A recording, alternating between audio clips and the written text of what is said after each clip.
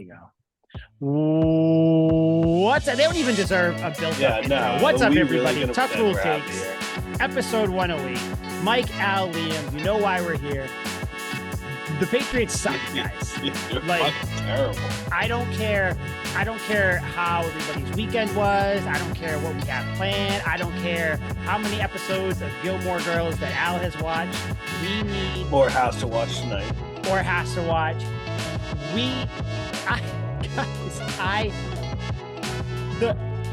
The Patriots suck. Like, I don't know how else to say. This must be what teams have felt like for the last 20 years, or what fans have felt like. Like when you think you have the quarterback and you don't, and you start to make excuses for the team. And it just, no matter what excuses or anything you have, the team just sucks. It sucks. Yeah. 2-8. Oh, I don't even. It's like the opposite of that Paul Rudd meme where they're like, look at us. Yeah. Now we're here. Just look at us. No, it works out because who'd have thought the Patriots would be this bad?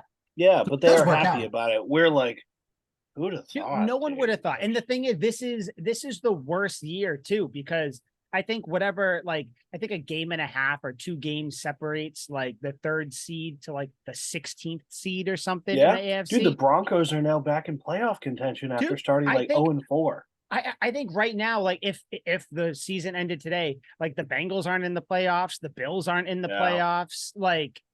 This is bullshit. And of course, this is the year where the Patriots are the Patriots are just we're gonna take the year off. Yeah. God. So I guess, unless you guys have any opening statements, we'll just get right into the shits. I feel really bad for my buddy Robbie, who flew out to Germany to watch the Patriots put up 2 field goals.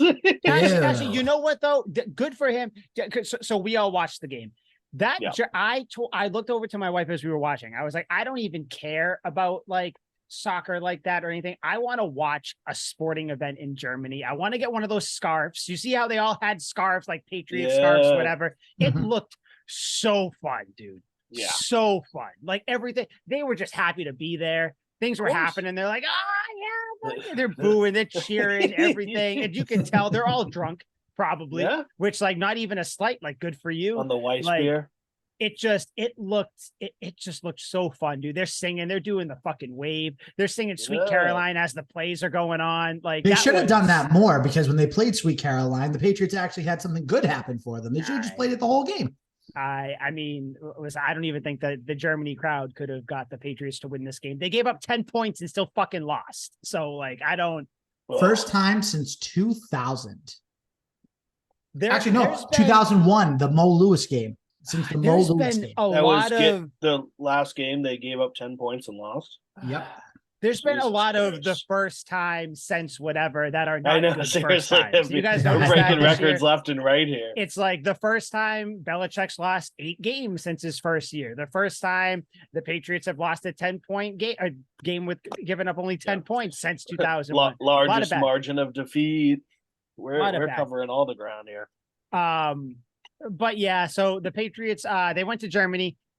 Turns out, even in a different continent, they still can't win.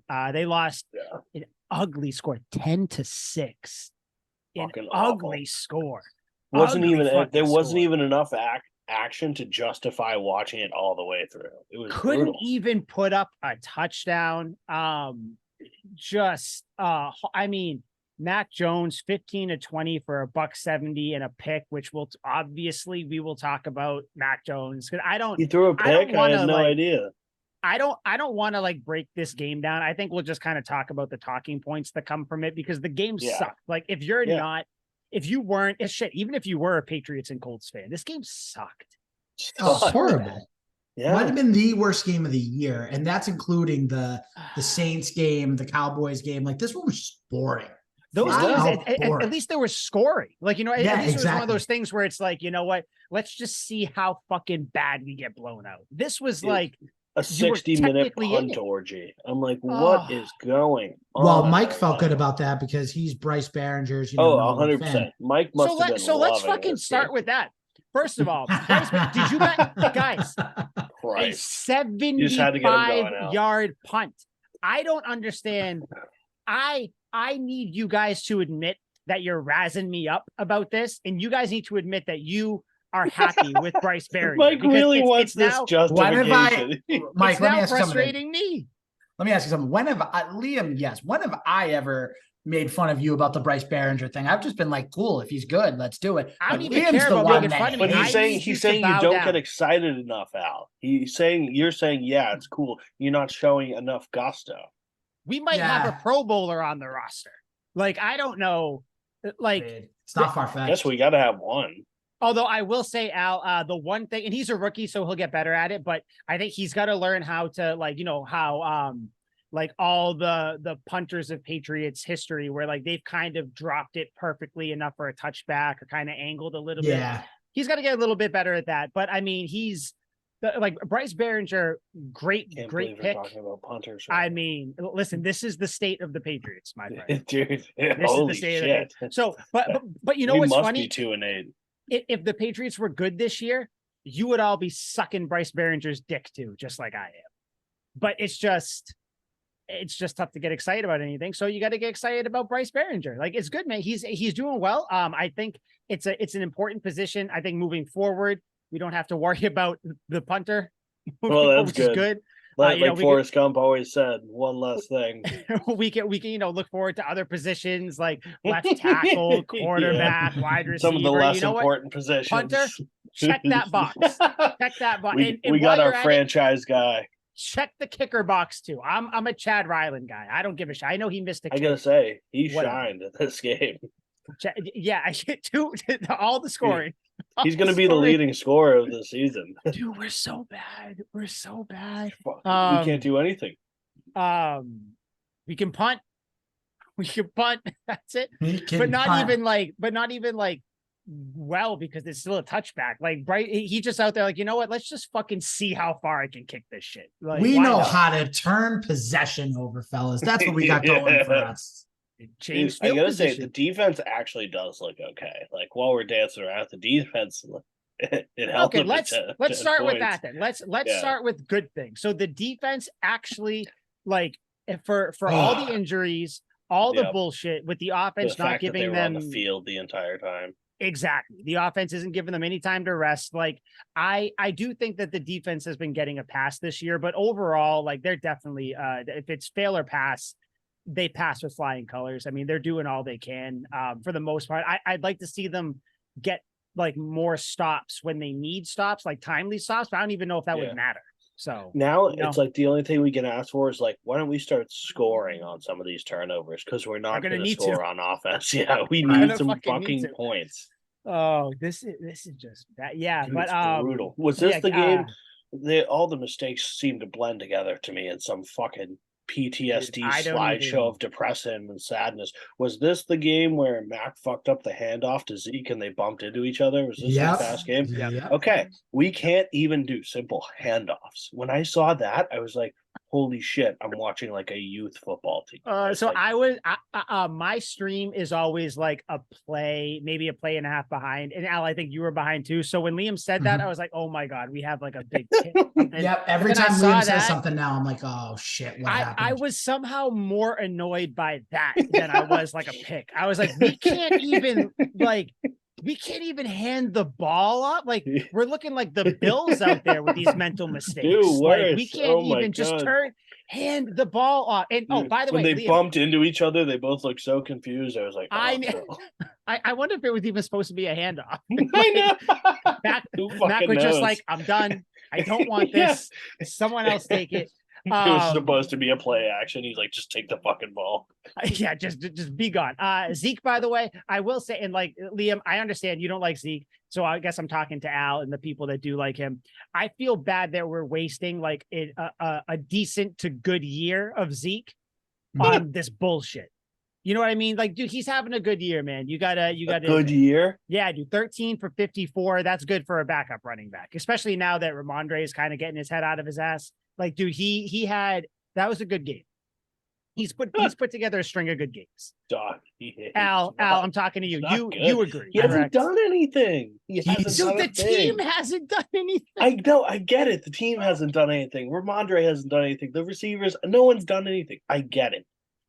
But so we can't say he's been good. He's been terrible. The team's terrible. He's been good. No. He is a simmering bright spot in a pile of shit. I don't think he is. How about, can we get a Juju Smith-Schuster check? What was his stat line for this game? Dude, I don't even think what did he do? Terrible.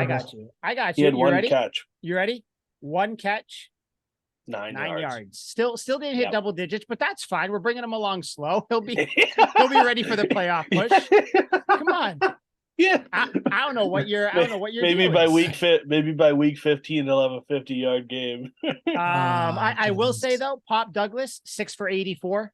Dude, the lifeblood of this team. I mean, he's the only one who looks like he's trying really, really hard. It's like him and Hunter Henry. Those are the two who I'll say like is still like deserve to be here. Everyone else, you're on notice. You're on fucking. Everyone notice. Else should be lobotomized. It's terrible watching this team go. Would you even say scalped, Liam? I would say scalping would be a good substitute punishment. Oh God, let's scalp the entire team. First scalping reference of the day. There it is. Checks in at 7:51 p.m. You know what? I want to wait a second because I feel like the Mac Jones thing in the impending doom with Bailey Zappi afterwards is going to be the long talk. Since you brought up defense first, Liam, let's talk about it. Jack Jones, he got benched the first 2 drives, I believe it was. Then he played a little bit. Then he was kind of sitting by himself when the defense was kind of huddling and talking and everything like that. Not Julius Peppers. God, I wish. Wrong. If one. Only. Yeah, but yeah, Peppers was like, I gotta talk to him. I'm his friend. I want to see where his head's at. Well, his head is in Las Vegas because Jack Jones, released. Many would say a long time coming. The Patriots gave him a lot of leash, and he proceeded to hang himself with it. Kind of one of those things where like his star burned bright real quick and then went right out. Yeah. Okay, so I'm gonna jump in here because I only got one thing to say. Bye bye. Well, Al's a teacher, so he doesn't put up with any nonsense. He's somebody misbehaves, you're out of my classroom type deal. Me and Mike are a little different. Where it's like, look at the track record that happened throughout his 2-year Patriot career. Like Mike said, the highest of highs, right? He had the pick 6 against Aaron Rodgers at Lambeau last year. That looked so good. That looked so fucking good. And I watched the replay of that. It was like, oh shit. Like, and then the interception in the game after against the Lions on the sideline. I was like, holy shit. We found a diamond in the rough. But then look at what happened from the end of the year last year to now. End of the year last year, he gets suspended because of the injury stuff that happened between him and Belichick. They disagreed with it. So he's like, Belichick's like, all right, you're suspended the rest of the year. All right, whatever. Then he had obviously the stuff in the offseason with the gun charges and everything else too. So that didn't look good. And then throughout the year, he was injured to start the year, comes in, doesn't play a lot. Then he has these attitude problems. It's like, at what point do you look at it and you say the productivity and the talent overrides all the off-field issues? And it didn't with Jack Jones. So you know what? Bye-bye. Don't let the door hit you on the way out. Go play for Antonio Pierce and the Raiders. Go play basketball in the locker room. Like, go do all that. Like, see you later. I mean, people are like, oh, it's the Patriots, West and everything. But I mean, it makes sense because obviously Jack Jones played for Antonio Pierce in high school, played for him in college. So he knows him and everything else. So that when you hear that, it's like, okay, it makes sense. But like I don't want, especially if the Patriots are going to look different next year as far as roster is concerned, I don't want guys that are going to be problems off the field. That has never been the case. I shouldn't say never. A lot of the times that hasn't been the case. And the few issues that would come into a team like Randy Moss and stuff like that, Corey Dillon, they have worked. I was just going to say Corey Dillon, yeah. Yep. But guess what? That's not the case anymore. So don't bring in high character guys, almost like in Liam. I know you're going to like this. Shout out to the U back in the late 90s, early 2000s. High quality character players, but high quality character men as well. That's what you need in that locker room. Yeah. I'm bummed because it seemed like a perfect fit, like from that hot start. And if any team can fix somebody's problems, I thought it would be the Patriots. His last name is Jones. In the whole state of Massachusetts, there are only 5 Panda Expresses in the entire state. It seemed like a layup. There's not many out there. How much damage can he do? Everything was in line for him to be a great player. It just didn't come to fruition. Yeah, you would not give up that Panda Express thing, man. It's just Al, funny. I got to tell you, if you robbed a Panda Express, I'd never let you hear the end of it either. It's just funny. But like, it turns out, and I guess like he went on Twitter and was like kind of tweeting about how like he wasn't late to the hotel or whatever. And like, you know what, dude, I don't even care. Something happened. If you think you weren't late, whatever, like maybe you thought you were on time, you were like, I don't give a shit what it was. Like you clearly, like the team gave you a bunch of chances. I saw people saying like either they seem kind of confused about the difference between like him and JC Jackson kind of got in trouble for the same thing, but yeah, JC Jackson was told to stay home, whatever, and they brought Jack Jones with them, and they're like, oh, and then like you end up releasing him, like what the hell. But I think kind of like you both have said, where it's like you put up with Jack Jones because the talent was there. Like we saw it, there was the chance for it, so like you're gonna give him every opportunity. And I think this was the last straw. He just didn't react how they wanted him to react to things. And it's just, listen, dude, like you're good, you have potential, but don't for a second think that you're bigger than the team or that you're bigger than the Patriots. Like, no, dude, like you're done, leave. And like at the end of the day, of course he'd argue his side too. You know, everyone's innocent in their own eyes. I'm sure Bill Clinton thought it was just a blowjob in the White House. Like everyone from their own side thinks they're innocent. Yeah. And I mean, and if you look at like the actual team, like how it impacts like on the field this year, like I don't give a shit. Like it's a wash, whatever. But moving on, you got Jonathan Jones, Marcus Jones, and Christian Gonzalez. Those are your starting 3, right? Whatever's left of JC. And then maybe you sign JC Jackson. I don't know. But even if you don't, you're probably still like pick up some veteran or draft another one, which I'm fine with. So I don't think the room is hurt necessarily. Sure, depth might be for this year, but like, I mean, this year, the entire year's a wash. So I'm not really giving a shit about that. I mean, and you got Sean Wade and Miles Bryant patrolling back there. So Sean Wade actually played pretty well. Which was that one tackle that he made, which was beautiful. But but yeah, so Jack Jones gone. And of course, Al, you said it went to the Raiders. That almost made too much sense. Like the Raiders always bring in guys like that. Any sort of trouble, I put that in quotes, troubled people. Just basically anybody with any baggage. They're also, like you said, Patriots West. So it all makes sense. Like, good for you, dude. Go over there. I hope you play well. I hope you have a good career. I got nothing against you, but Al, rounding it back to what you said, if the Patriots are going to kind of do one of these like soft little rebuilds, you need guys like a Matthew Judon. You need guys like Jonathan Jones. You need guys like Peppers. You need guys like that. Even Christian Gonzalez, like your silent assassin people. You need high character people back there. And it just, Jack Jones, like you could have stayed. You could have kind of, still had your personality, did what you want, but you've been a part of the rebuild. You could have been part of a rebuilding team. Yeah. Yeah, I mean, he definitely could have been. Like, he had the skill. I mean, it was all ready to go. Like, he was one of the 3 Joneses. Like, you were drafted for a reason, your last name, and you fucked up. Yeah, it's not looking good. There are 71 Panda Expresses in Nevada. So guard your chicken, guys. Guard your chickens. The general gal, it's valuable. All right. I think you guys have anything else you want to touch on in the game before we go into Mac Jones in the Bailey Zappi? Nope. I think it's the witching hour. Nope. We already talked about Bryce Behringer, the God.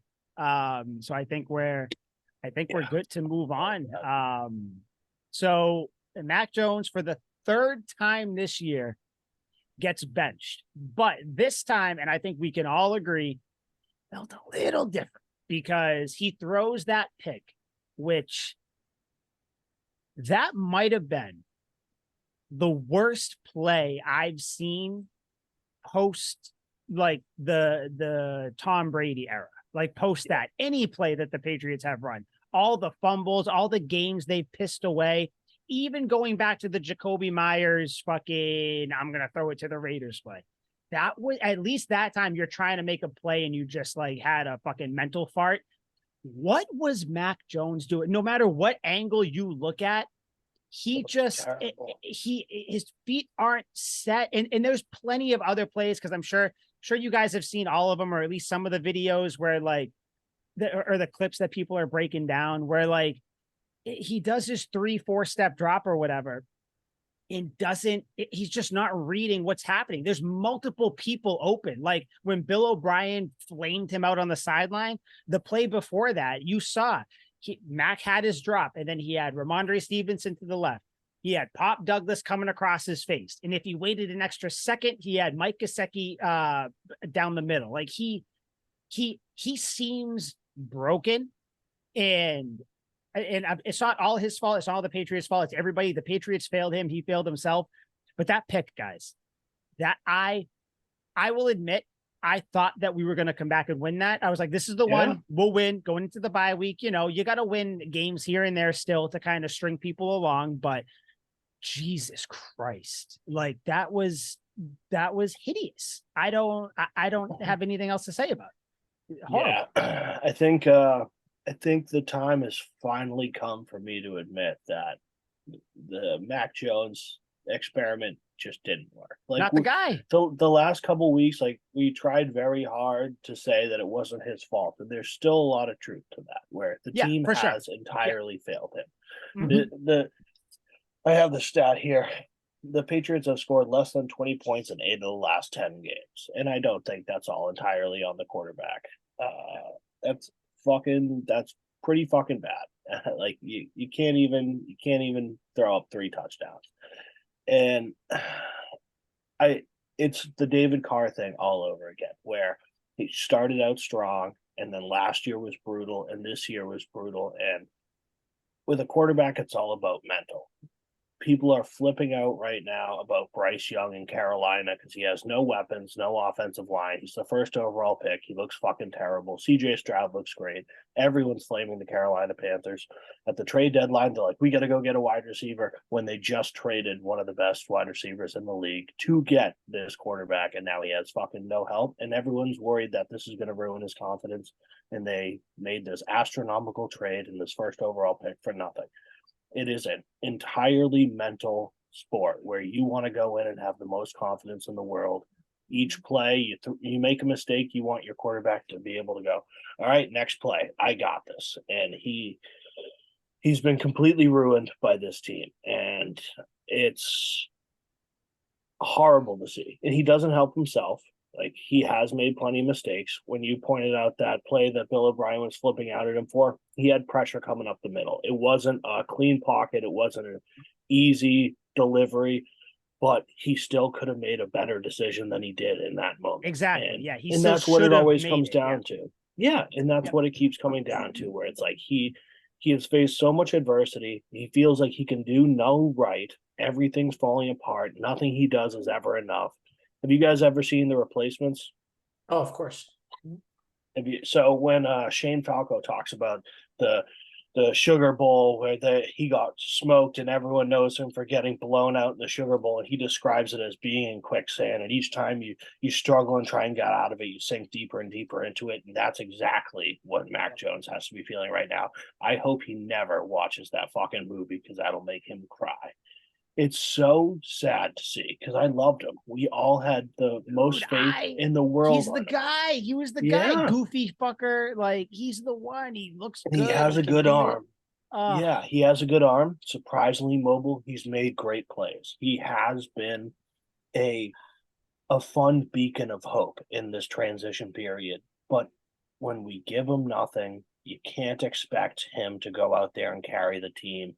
And he himself has made terrible mistakes, terrible decisions. He has 10 touchdowns, 10 interceptions on the year. The passing yards are subpar. Everything across the board is just not great.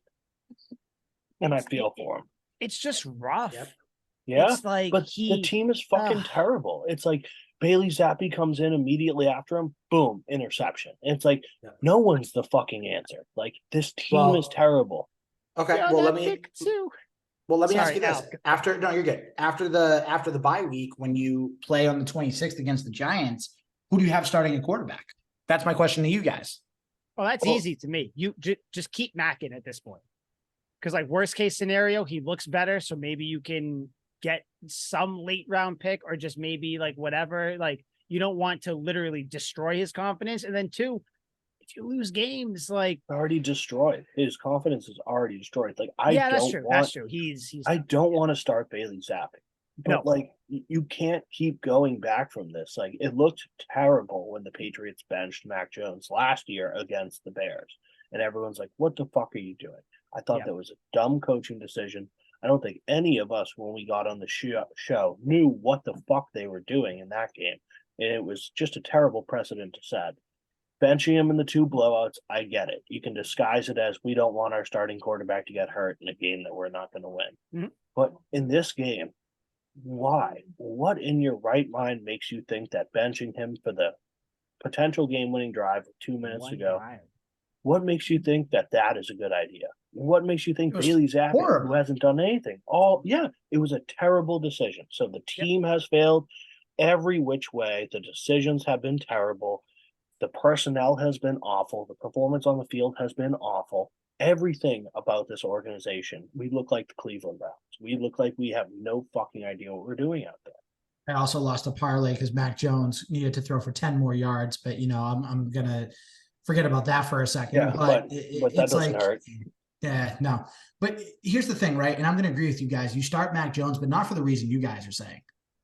Defenses know, and opposing teams know, that Mac Jones eventually, at the end of a game, if it's a close game, he's going to make a mistake, or this team's going to make a mistake. So just keep him in there, and it's a win-win situation, because if you win football games, great. We enjoy it for a week before we have to go into it the next week, and we start it all over again. But if you lose, it's just a better path to a better draft pick, because you're already at number 3 right now. Imagine if you can get to number 1 at this point. And that's where I'm stuck, because it's like, I don't want to watch Bailey Zappi next Sunday. Absolutely not. It would be awful. I would rather snap the ball to Ramondre Stevenson every fucking down than watch Bailey the Wildcat. Just run the Wildcat all game. 100%. Like, I don't want to see Bailey Zappi out there, but I cannot fathom Mac Jones going back out there on the field either. Both of them just seem like truly idiotic fucking decisions. And I have no answer of what I'm expecting, what I want to see. I don't know anything. I have no clue, because this has been handled so terribly. I've never seen this before. So I'm sitting here very weird, right? Like to bench a guy, and like, listen, I know that he threw that pick. So like, it is what it is, but and it was you're gonna bench him for one drive. Like, I had such an issue with this for many reasons. One, I don't ever want to see Bailey Zappi play football. 2, like, you're gonna bench Mac Jones before a drive where you need a touchdown. So you're essentially telling him that you do not trust him to go down and score. So your whatever confidence or goodwill he had in you, or you had in him, or whatever, you essentially, in front of everybody on a primetime game, said, nope, we are done with you. And then 2, like, what are you, it's like the equivalent of, like, I was trying to think about it, where it's like you taking, like, going into a 3 or having someone line up for a 3-pointer and being like, actually, you know what, let's like bring the guy in who hasn't played at all game. It's like, I was trying to, like, what do you do? Why would you do that? So like that struck me for the first time watching the Patriots.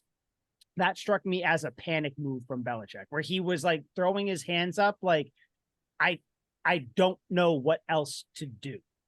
Yeah. And that's what it seemed like. And like, obviously we saw what happened. Bailey Zappi comes in there, has like one good throw, and it's like, okay, cool. And then he fucking, so Liam, your dumbass said earlier, I can't wait to see, I'm paraphrasing in the text. You said, I can't wait to see what creative way they lose. Now I was like, be careful what you wish for, buddy. And what did they do? Guys, I have personally never seen a game lose on this, or a team lose on this.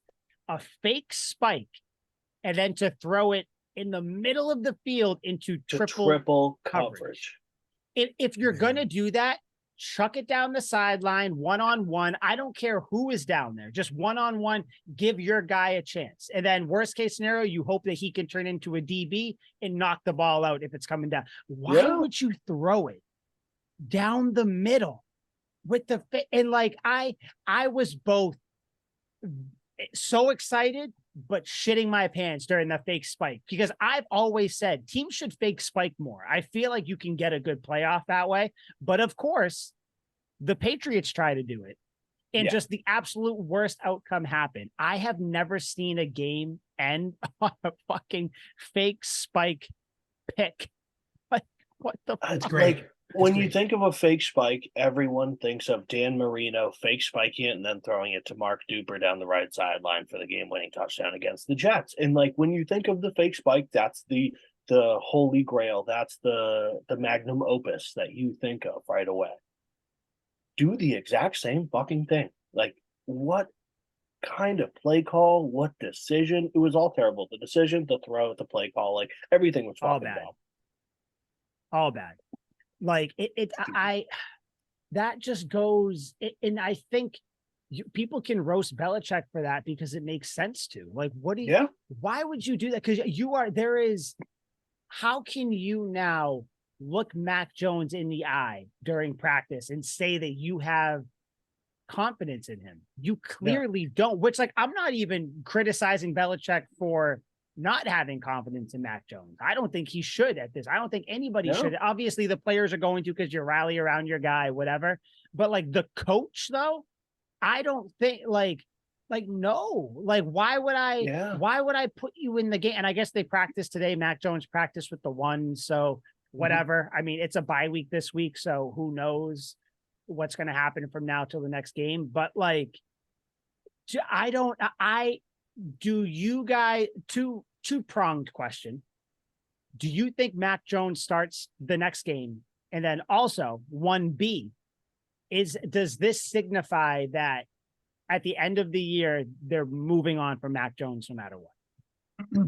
So fine. I'll take the reins on this real quick. So 1A, I think he will start, but I don't think he should start, but I think they're going to start him because I don't think they like Zappe or Greer enough to feel confidence in them to start an NFL game, even if it is against a team that's worse than you point differential wise in the Giants. There's going to be a fucking knockdown slobber knocker this game. It's the toilet bowl. But to the second part of your question, does this mean that Mac Jones is basically done after 2023? Yeah, he's done. You need to be done with him. And I hate that we have to have this conversation. I really do. But at the end of the day, if you go back, I mean, the definition of insanity is repeating the same thing over and over again and expecting different results. And you can't expect different results with Mac Jones at this point because I understand he's had 3 offensive coordinators, but guess what? He's still a professional NFL quarterback that has seen 3 years of NFL defenses, that has seen 3 years of concepts in order to beat defenses and move the ball down the field, and he's still making the same mistakes. He's regressed. Yeah, exactly. And it's over and over and over and over and over again. At what point do you say, you know what? He's not the guy, and you start looking at the draft and you say, okay, Caleb Williams is out there. Drake May is out there. There may be another quarterback out there. Let's take a look at free agency. Kirk Cousins is out there. Maybe Jacoby Brissett's out there. Maybe Baker Mayfield's out there. At what point do you say we got to look at all of our options at this point and just say, right now? And it's like, you know what? Okay, we have a ton of money in the offseason. What can we get next year? Even if it's a 2-year deal with a second-year player option, Minnesota's going to keep him. But at what point do you say, okay, let's bring in a guy for 2 years. We'll draft a guy as well, get a completely different quarterback room next year. Say bye-bye to Bailey Zappe, bye-bye to Will Grier, unless you want to keep Will Grier as the third quarterback. We don't. And I'm just throwing it out there, and I have obviously no sources or anything like that, but keep it as like either Caleb Williams or Drake May as one of your quarterbacks, a bridge guy for your second quarterback, and then Will Grier for your third quarterback. That's what you need to go into next year in that QB room. He absolutely has like fallen off. And unbelievable. Like it reminds me of like I fancy myself an amateur historian of the game, so I try and look back at other times where I'm like, maybe this happened, and like there's no series of benching and coming back and benching and coming back. So I gave up on that trail, but like the huge fall off, like you can look at Derek Carr, who got sacked at record times in his rookie year and never got his confidence. But the one that I kept going back to was Matt Schaub, the old Texans quarterback. Oh, yeah. Yeah. Do you remember when he was super sick for like 6 years? He was awesome. And then in 2013, the year after they signed him to a huge deal, he throws a pick six in 5 straight games, gets benched. Oh, yeah. I remember. And then after that, he goes to the Raiders, the Ravens, I think back to the Falcons.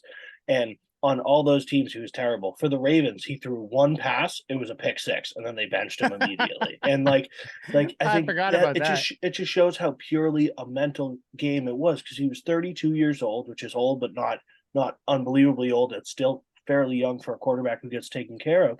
And he just went out there and threw a pick six in 5 straight games, and everyone's like, where the fuck is the Pro Bowl quarterback that we've had for the last 6 years? And he lost all his confidence. Texans fans were burning his jersey. Everyone hated him.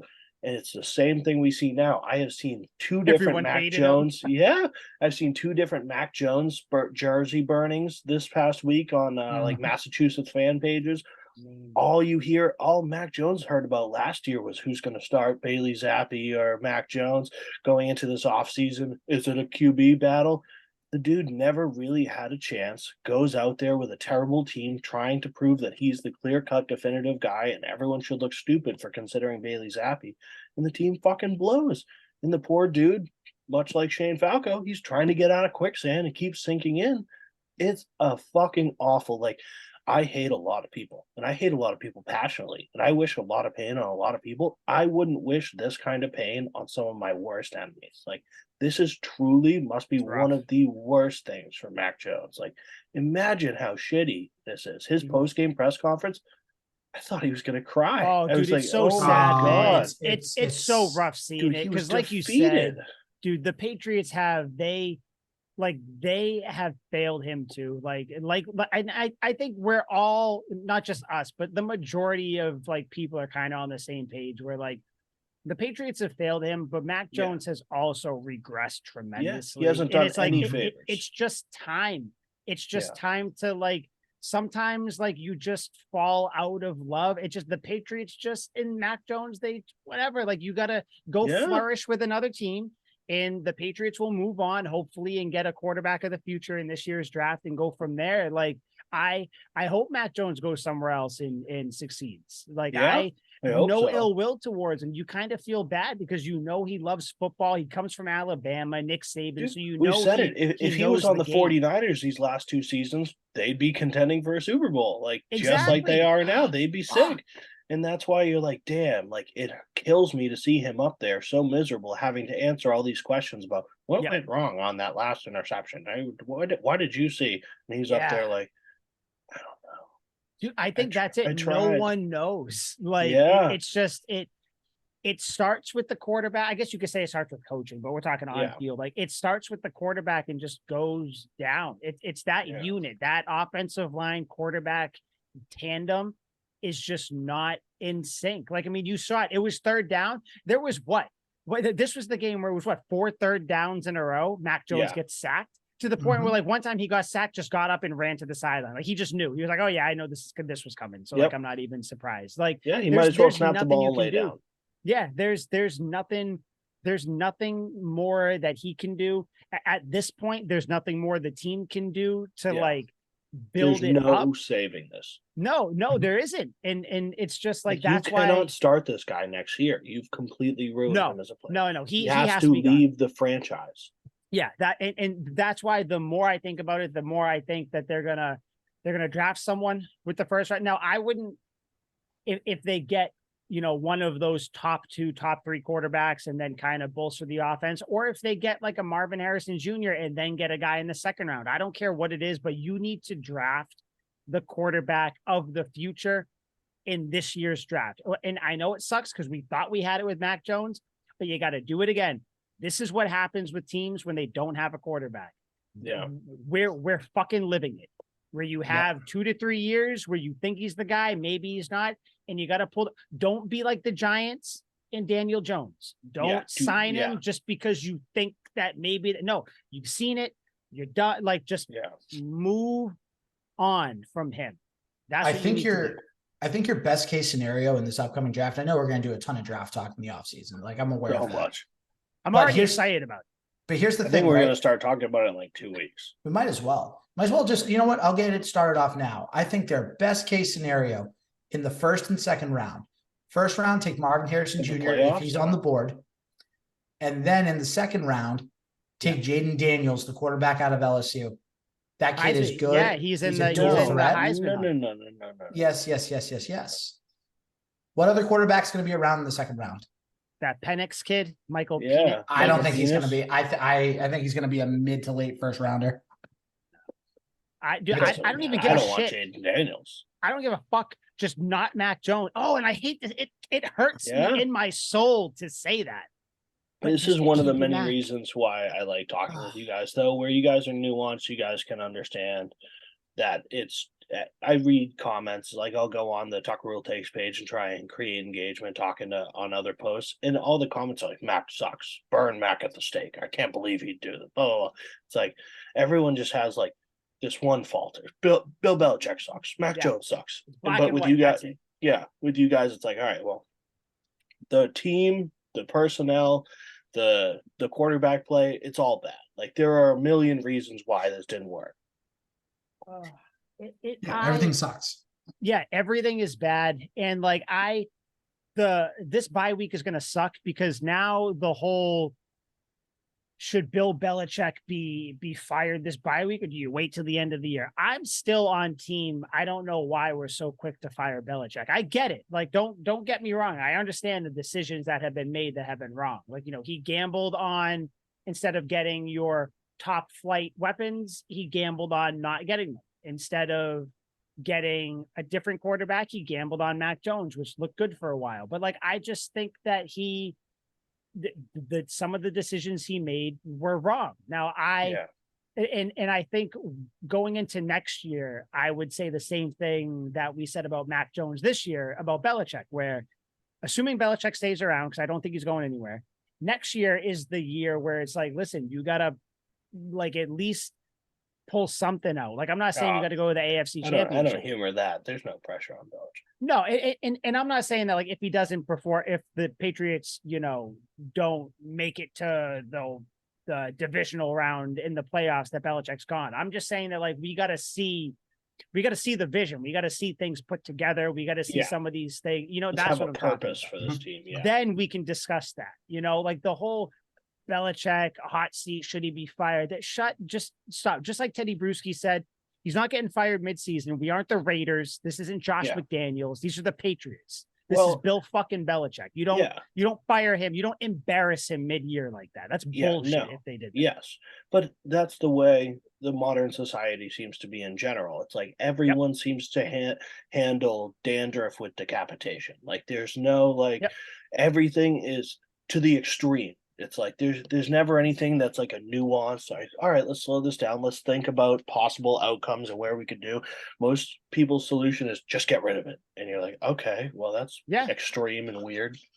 I mean, the Bills just now with getting rid of what's his name?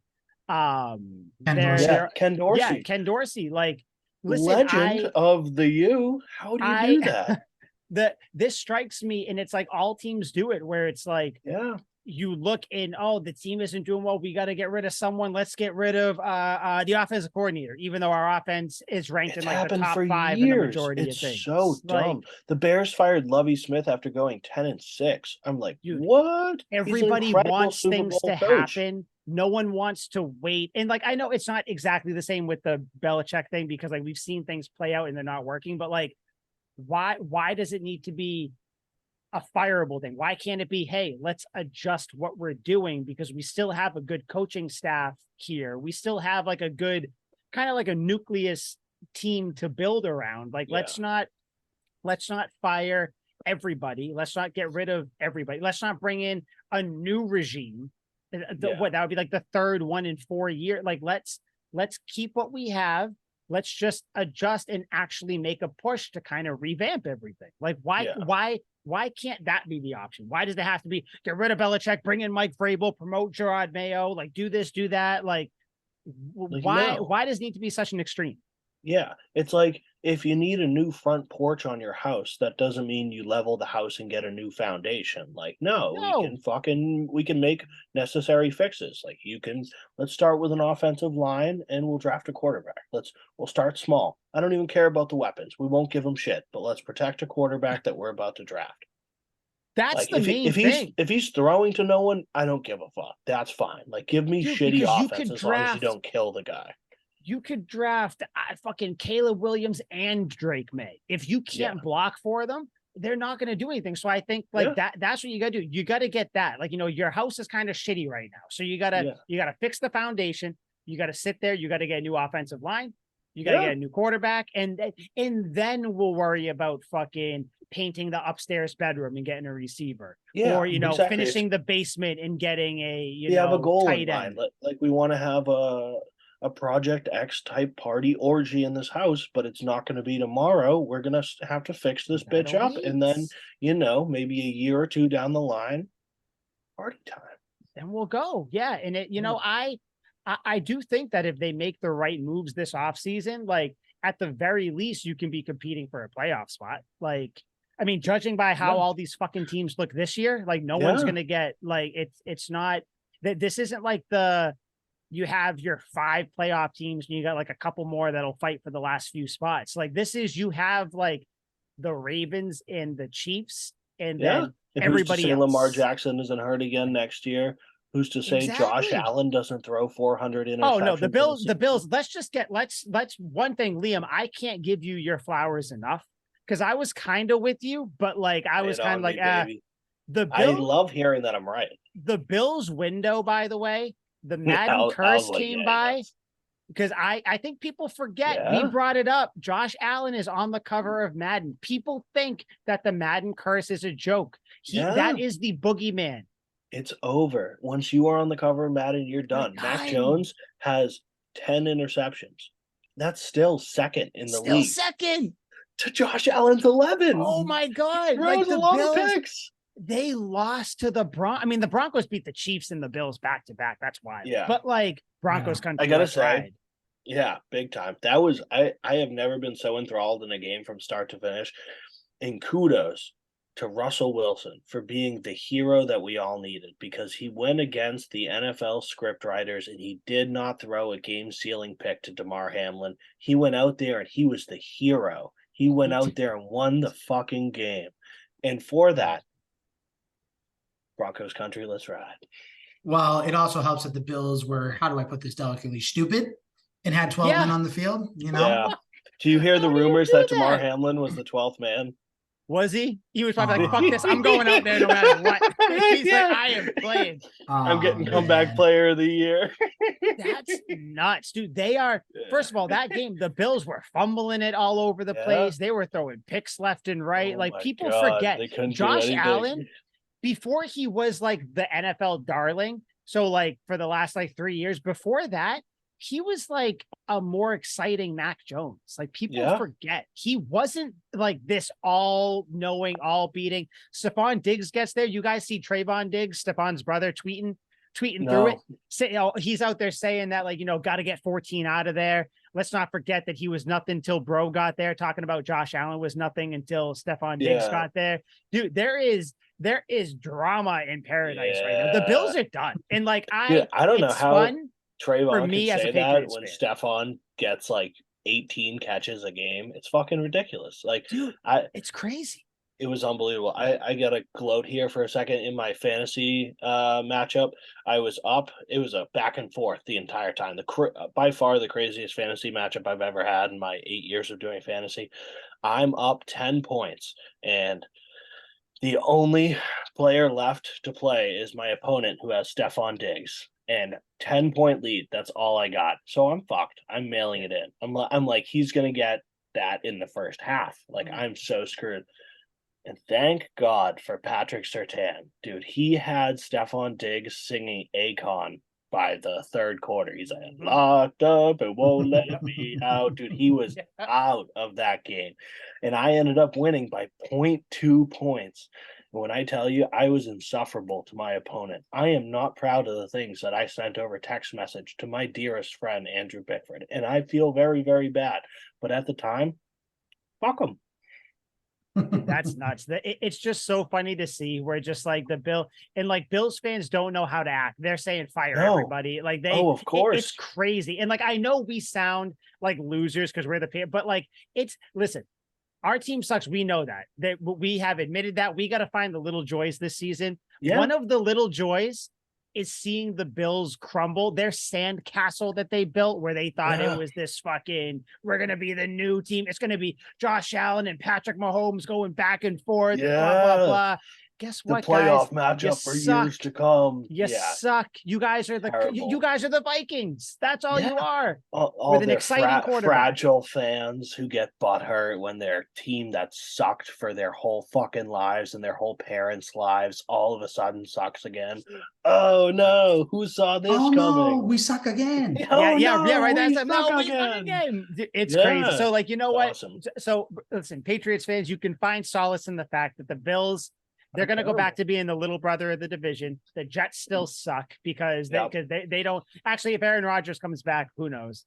But by Thanksgiving, he's saying he'll be a full attendant. I'm like, dude, no I don't way. even care at this point, man. Give me storylines for the NFL. I'm cool, whatever. I mean, I'm rooting for the Bills to lose and Bryce Behringer to kick a 100-yard punt. That's all I want at this point. Yeah. Like I'm good. I'm good with everything else. But yeah, this was just a rough one. It sucks just that you're this just seems like another waste of a year, but this is what happens when you have a team that doesn't have a quarterback. This is a quarterback driven league. And when you think you have the guy, like things are good. And then, you've kind of find out around this third year if he's the guy. And I think we can all finally admit for sure that Mac Jones just isn't the guy. And that goes for Bills fans too. Josh Allen just isn't the guy. Josh Allen just is not the guy. He's just not the guy. How many interceptions is he going to throw this season? Probably his 20. Jersey number. 20. Oh yeah, you think 20? Yeah. I'll go 20. I'll go 20. Yeah. I'll go 20. Do we want to make some bets on Josh Allen's picks for this season? Yeah. I'll throw $20 out there. He's got 11 right now. You'll throw $20 on 20? 20. Definitely 20 on 20. Al, what do you think? I'll go 17. 17. That's low. Got to get those numbers up. That's what I just said. All right, that's fine. So, Al, 20 on 17. Sure. 20 on 17. 20 on 20. Do I go bold? Say more than 20? I don't know because 20. I'm starting to rethink it, but I'm going to stick with 20. Yeah. But so what is it? Week 11 right now? Week 11. Yeah. So he's got 6 more games. Shit. All right. So he could do it though. He could. He absolutely could. I'll go. Fuck. I'm gonna have to go 15 just because I can't go more than 20. All right. No, that might. I feel like you 15. Guys might be closer, but I'm just hoping that the Bills just implode. Yeah. No, I dig it. I can't wait to see it. Trust me, if he throws 20 picks, I will hand deliver that 20 to you. I will with ease, with pleasure. God. I will walk there smiling the entire way. It's a long walk, Forrest Gump. All right. Yeah, that's it. I got nothing else for this fucking bullshit team. Like, honestly, you know what? It's kind of freeing to watch a game now and just be like, let's just see what the fuck is going to happen in this game. Like, let's just see what wild shit happens. So that's what we're seeing. But it is a bye week. We got a nice bye week. Everybody can calm down, watch whatever team you want, root for the Bills to lose, whatever it happens to be. And then we're right back in it. Like Al said, the toilet bowl, the Patriots against the Giants. Fucking let's get psyched. Let's get nuts. So you guys have anything else for this exciting podcast that we did tonight? Nope. Bring Cam Newton back. Oh God. Okay. Yeah. On that note, we're gone. Bye.